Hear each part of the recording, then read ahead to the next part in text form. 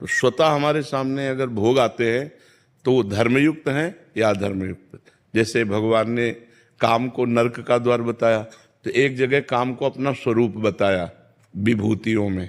जब भगवान विभूतियों का वर्णन करते हैं तो कहते हैं धर्मयुक्त काम मैं हूं। जैसे पानी ग्रहण किया, धर्मयुक्त पत्नी शास्त्र सम्मानित स्वीकार किया। आज जो ये व्यभिचार प्रवृत्ति चल रही ना, ये नहीं, शास्त्र प्रमाणित कुल परंपरागत धर्मयुक्त पाणी ग्रहण वैदिक मंत्रों के द्वारा अग्नि को साक्षी करके जिसको स्वीकार किया संतानोत्पत्ति के लिए, उससे किया हुआ भोग वो भगवत स्वरूप है, वो पाप नहीं है, वो उसके लिए दोष नहीं है। ऐसे ही स्त्री के लिए अपने पति के साथ सहवास करना धर्म है और दूसरे पुरुषों को काम दृष्टि से देखना मात्र पाप है। पर ये बातें, कलयुग का प्रभाव कैसा चल रहा है, इतना गंदा वातावरण होता जा रहा है। पवित्रता जहां छाई रहती है वहां आप संशय हो रहा है, वहां आप संशय हो रहा है। ऐसे पवित्र संबंधों में ये गंदी बातें प्रवेश कर रही हैं जहां दिमाग काम नहीं करता। ऐसा कैसे हो सकता है? समाज में कितनी गंदगी फैल रही है, कितना गंदा व्यवहार हो रहा है। ये समझा ही नहीं जा रहा कि ये धर्म है।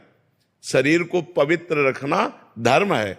जैसे स्त्री शरीर है, इसको जब तक ब्याह ना हो तब तक पवित्र रखना ये धर्म है। और फिर पति को पवित्र होकर समर्पित करना और आजीवन उस पति के अधीन रहना ये धर्म है। ऐसे पुरुष के लिए है, जब तक पाणी ग्रहण ना हो तब तक ब्रह्मचर्य रहना धर्म है। और जब अर्धांगिनी मिल जाए तो उसे प्राण के समान प्यार करते हुए, उसकी गलतियों को क्षमा करते हुए, उसकी मनोकामनाएं पूर्ण करते हुए, उसे धर्म के लिए उससे अनुमति लेते हुए सहज मित्रवत भाव से आजीवन पार करे।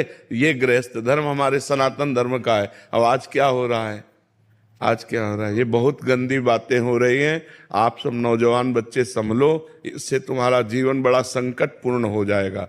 बच्चियां, एक बॉयफ्रेंड ब्रेकअप, दो बॉयफ्रेंड ब्रेकअप, तीन बॉयफ्रेंड ब्रेकअप, ये क्या चल रहा है? इसे क्या कहा जाता है? वैश्या प्रवृत्ति। जो कई पुरुषों से संबंध बनाए उसे क्या कहते हैं? और जो कई लड़कियों से संबंध बनाए उसे व्यभिचारी कहते हैं। तो अब व्यभिचारी और वैश्या प्रवृत्तियां अंदर धारण करना, अब इससे आप सदगृहस्थ बन जाएंगे। जब आपको पत्नी मिलेगी तो आप अपनी पत्नी में संतुष्ट नहीं रहेंगे, जब आपको पति मिलेगा तो आप पति में संतुष्ट नहीं रहेंगे, क्योंकि आपका व्यभिचार करना स्वभाव बन गया है।